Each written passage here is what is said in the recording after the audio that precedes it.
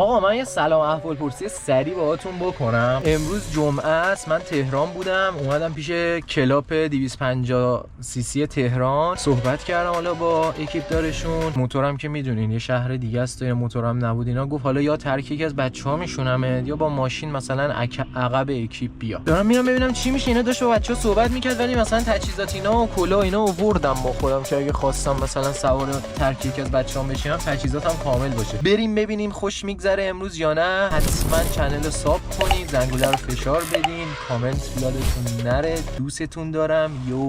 یو اکیپدار آرسیسی میخواد صحبت کنه، ما ببینم چی میگه به عنوان کسی که حالا یه گروه دارم مدیریت میکنم.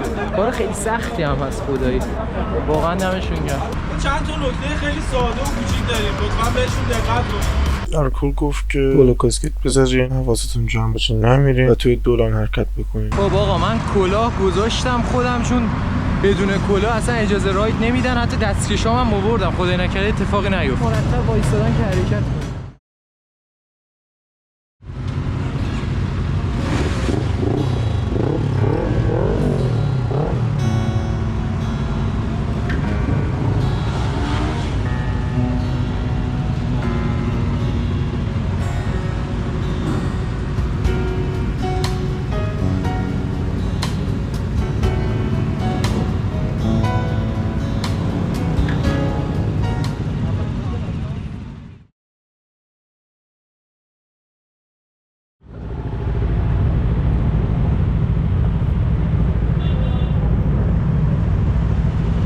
کوچولو اما وزنم تنگه. اوکی امروز قراره خوش بگذره، فقط بچه‌ها مراقب باشن دیگه. اسمت چی بود؟ من متینم. آقا متین گل. آقا متین ما شرمنده امروز مزاحم بشه.